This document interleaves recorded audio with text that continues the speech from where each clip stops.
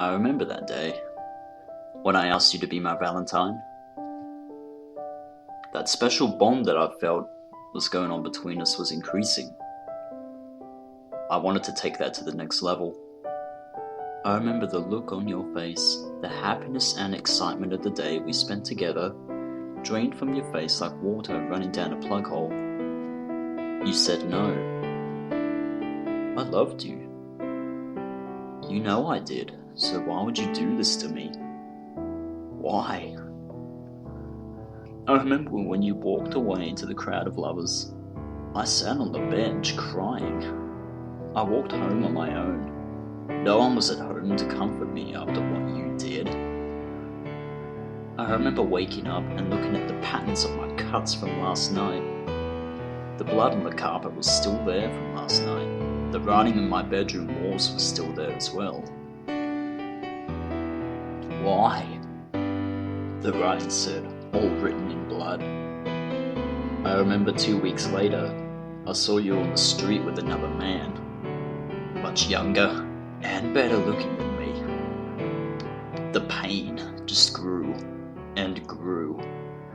Everything we had done together had just been thrown away by you. Every time we fucked, you told me that you loved me and me only. I remember when I walked down that alley. That gang of thugs mugged me and killed me. I died thinking of you. As the knife plunged into my chest, ending my life with pain in my heart as the knife dug deeper into me.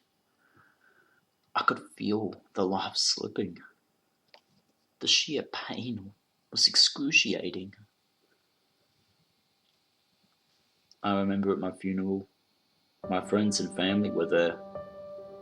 My mother was crying, my father was comforting her. I looked around, but couldn't find you anywhere. When I died, it wasn't nice. All I could feel was searing pain through my body as if I was on fire. The pain was excruciating, and I only escaped because I didn't feel complete. I felt I needed something more, and I knew what it was. It was revenge. I don't know how I escaped, but it involved a lot of pain. When I got back to Earth, I felt like going straight home to say hey to everyone and say I survived.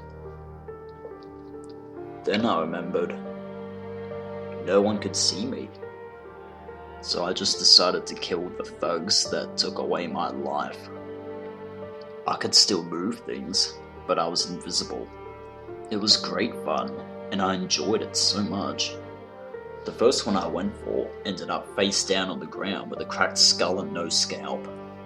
He never knew what hit him.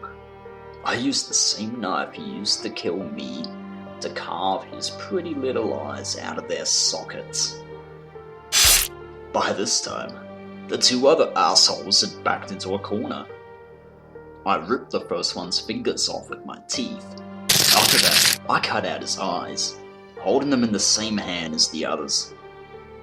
I knew what I was going to use them for. I was going to make a necklace for you. With the second shuddering in pain on the floor, and the third in tears, I felt the rush and became even more violent. I cracked his jaw with the first uppercut and dislodged his head from his body with the second. And as with the others, I cut his eyes out with the same knife and kept the eyes and knife for later. I knew where I had to go next. I was going to his house, the one who took you from me. I was going to be less forgiving to him. When I first saw him, he knew something was wrong. He could sense me getting closer. I knocked him out with a single punch to the cheek, taking out his airway and suffocating him till he collapsed. After that, I surgically cut a hole into his throat so he could breathe. I wanted this to last for as long as possible. He choked up blood and started to wake. On the verge of death, it appeared he could see me. He knew who I was. But you were dead. he stuttered. He was so wrong. I cut his eyes out with him still screaming, then plunged the knife deep into his stomach, watching his intestines pour out onto the cold carpet floor. At least I think it was cold. It was too drenched in blood for me to tell. I felt better after this, but still not complete. I was still missing something. It was you. I needed you. I'd never be complete without you. So I set off for your house, whistling to myself along the way. I was happy for some reason. I knew nothing could stop me now as I drew closer. I felt happier and happier. You were surprised to see me. You cried, and I told you not to.